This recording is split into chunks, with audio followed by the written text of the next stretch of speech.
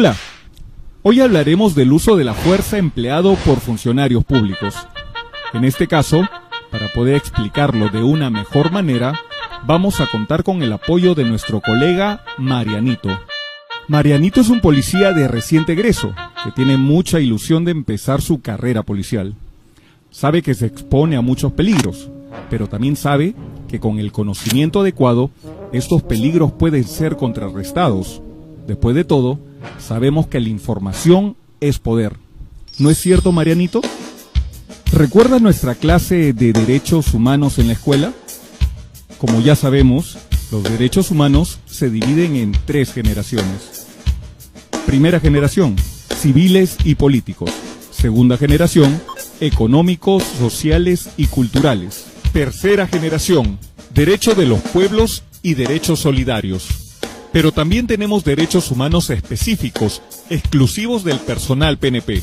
Uno de ellos es el derecho al equipamiento y también el derecho a la capacitación, como la que vas a recibir a continuación, para que llegues muy lejos en tu carrera policial. Pero primero debemos saber qué es un funcionario público y cuál es su diferencia con un servidor público.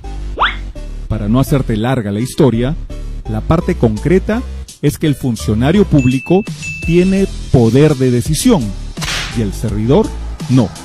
Por ejemplo, nosotros tomamos la decisión de detener a una persona siempre y cuando esta detención esté enmarcada dentro de la ley, ya sea por flagrancia o por mandato judicial. Pero esta decisión la puede tomar desde un general de la policía hasta un suboficial de tercera, sin diferencia alguna de sus consecuencias y responsabilidades. Ahora veamos quién es el titular del uso de la fuerza. ¿Sabes quién es? Exacto, el Estado. ¿Y cómo lo hace?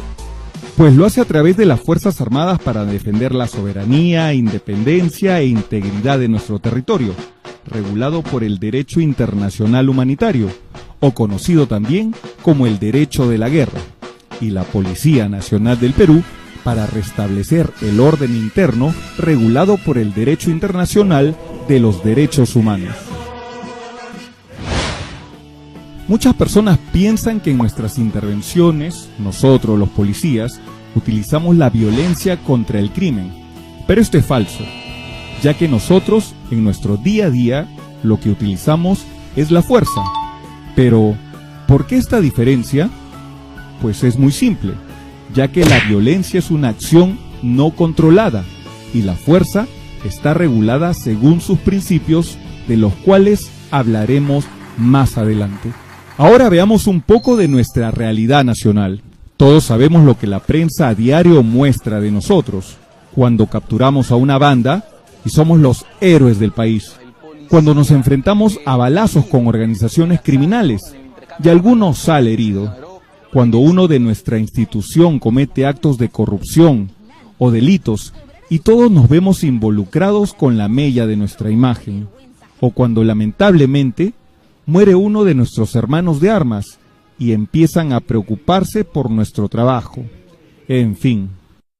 Dentro de estas noticias tenemos muchos casos conocidos donde hemos utilizado la fuerza, como por ejemplo, el loco de Plaza Norte, cuando un valiente suboficial de la policía, que transitaba de civil, decidió neutralizar al asesino a fin de evitar más muertes. ¿Lo recuerdas? Esto es legal, ya que aplicó el uso de la fuerza frente a un peligro inminente, utilizando su arma de fuego reglamentaria.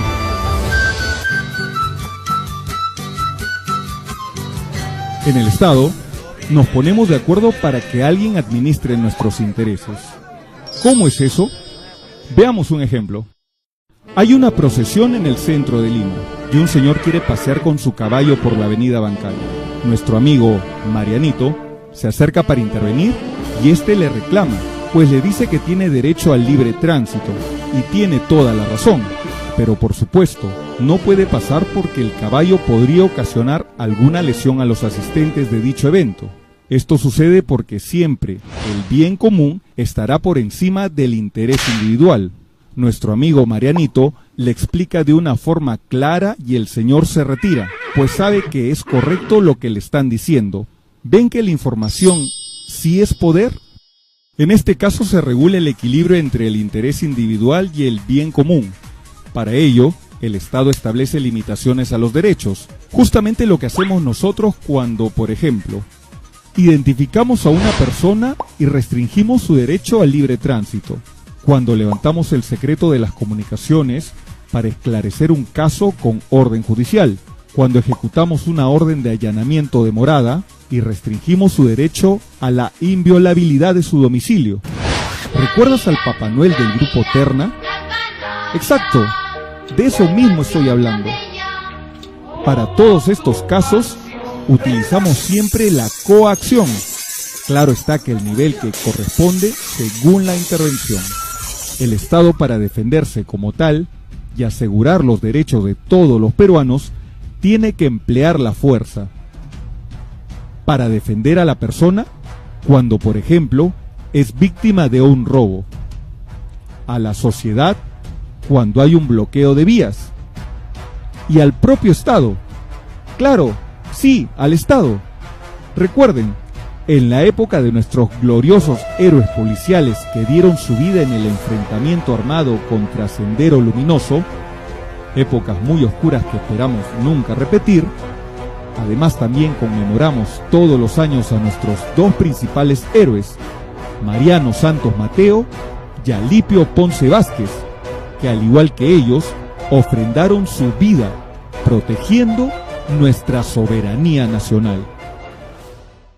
Tenemos entonces las intervenciones de la policía en las distintas circunstancias del día a día. Como hace poco, que hubo un desalojo en Villa El Salvador. Ellos realizaron disparos contra el personal policial y a causa del enfrentamiento murió uno de los invasores. Tras estos casos, algunos policías tienen temor de acabar detenidos después de hacer uso de la fuerza frente a situaciones críticas. Por eso debemos estar atentos a este video. Así que dile a tu colega que deje de dormir. Y aquí viene lo más interesante. Gracias, Marianito. En el año 2006 salió el Manual de Derechos Humanos aplicados a la función policial. Como en ese año, el principal problema eran las vulneraciones a los derechos humanos como la tortura, acto que por cierto debe ser desterrado de la mente de cualquier policía, fue enfocado en las intervenciones de calle. En el 2009 se sacó la cartilla para el personal policial que participe en operaciones de mantenimiento y restablecimiento del orden público. Hasta antes del año 2015, para fortalecer el trabajo policial en ese campo, al policía se le aplicaba la legítima defensa. Sin embargo, se sabe el día de hoy que un policía no puede estar enmarcado en esta figura, porque al ser funcionario público, hace uso de la fuerza. En el año 2016 salió la ley 1186, que regula el uso de la fuerza por parte de la Policía Nacional del Perú. Este se basa en el Código de Conducta de Funcionarios encargados de hacer cumplir la ley, en el conjunto de principios básicos para el uso de la fuerza de Naciones Unidas, y las sentencias de la Corte Interamericana de Derechos Humanos.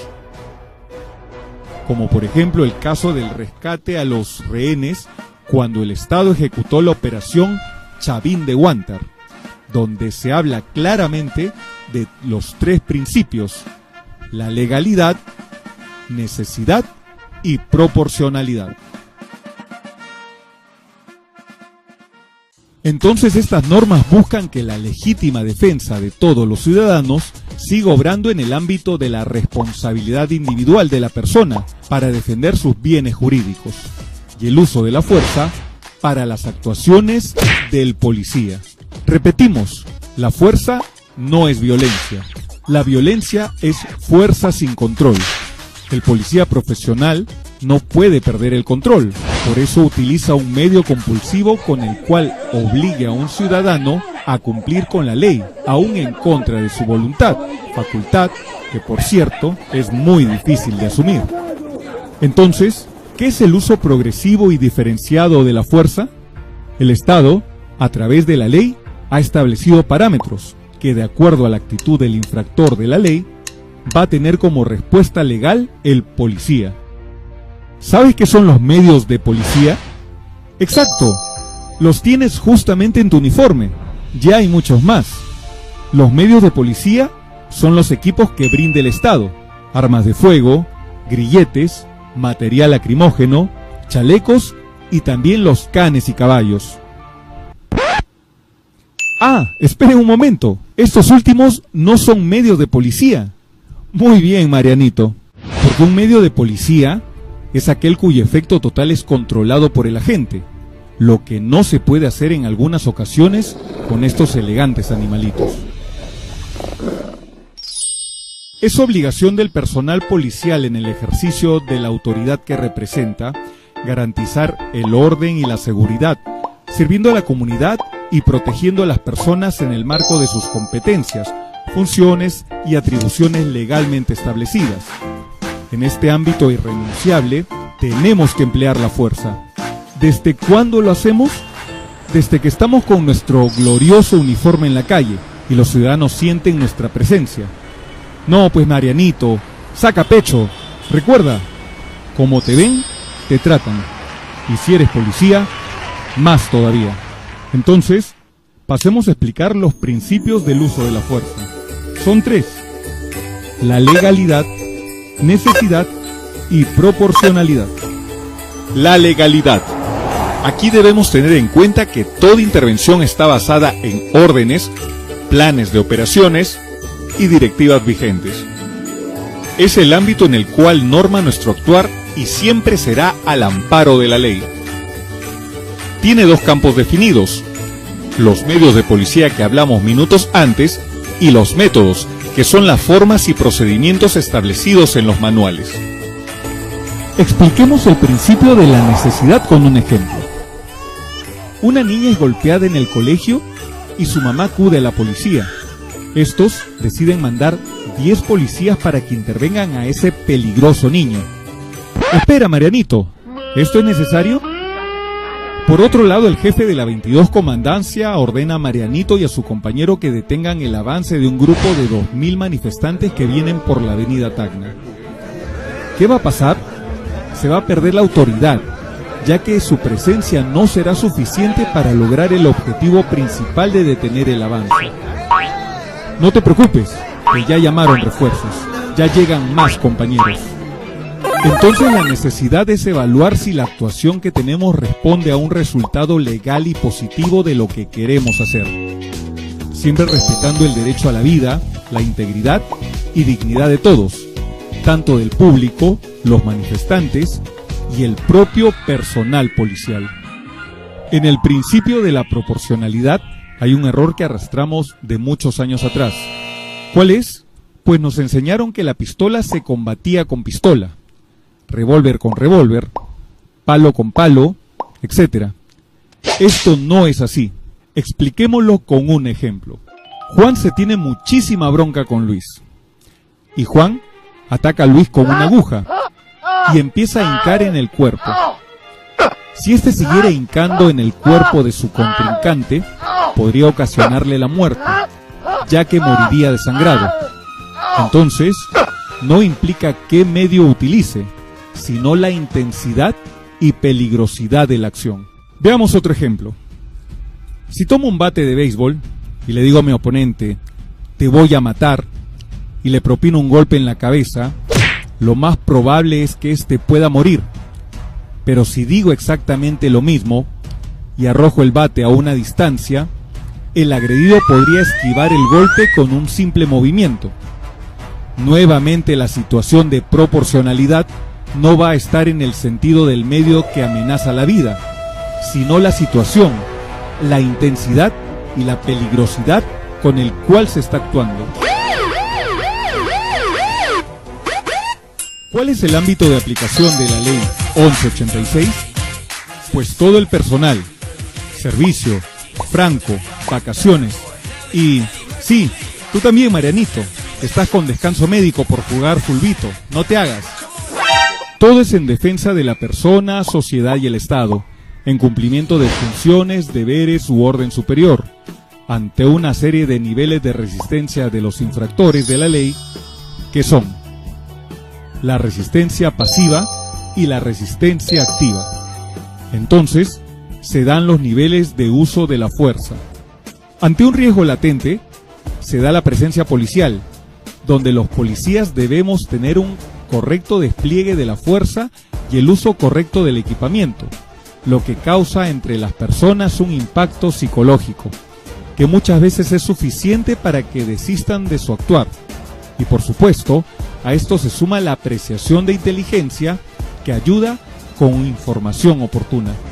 Ante un cooperador viene la verbalización, donde nos ayudan los megáfonos. Es importante conversar siempre con el que está a cargo de la marcha. También es importante saber quién del grupo tenga la habilidad de palabra, que pueda negociar una salida.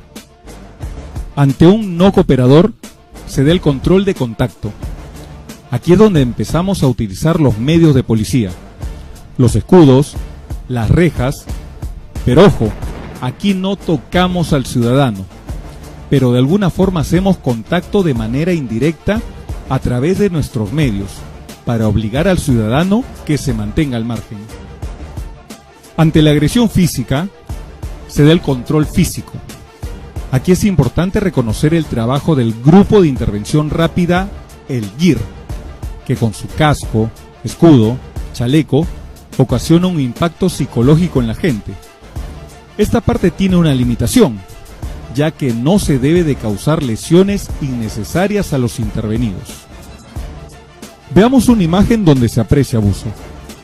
Obviamente es de otro país. Por ejemplo, cuando se utilizaba la vara de ley, era normal ver a los policías utilizarlo de forma incorrecta. Se seguía propinando golpes al intervenido aunque esté rendido en el suelo. Por eso, hoy se recomienda la PR24, que es más difícil de utilizar en un acto de cólera, al que a veces estamos expuestos por el conflicto de emociones que vivimos en el momento. Ante una agresión no letal, se da la fuerza no letal. Y esto es sumamente importante. Nosotros, por ejemplo, usamos la escopeta de estruendo como elemento sonoro. ¿Cuándo se puede utilizar los perdigones de goma? Cuando existe una agresión física real a la policía. De otra forma, no debería haber heridos por parte de los ciudadanos con estos elementos. Ante una agresión letal, se da la fuerza potencialmente letal. En este caso se utiliza el arma de fuego. Esta es potencial, porque no necesariamente debe ocasionar la muerte del intervenido. Espero que con este video te haya quedado claro todo lo que enmarca el uso de la fuerza por parte de nosotros. Es nuestro deber como policías profesionales mantenernos siempre informados de las normas que respaldan nuestro trabajo. Como te dijimos antes de comenzar el video, la información es poder. Policía Nacional del Perú, manteniendo y restableciendo el orden público y la paz social.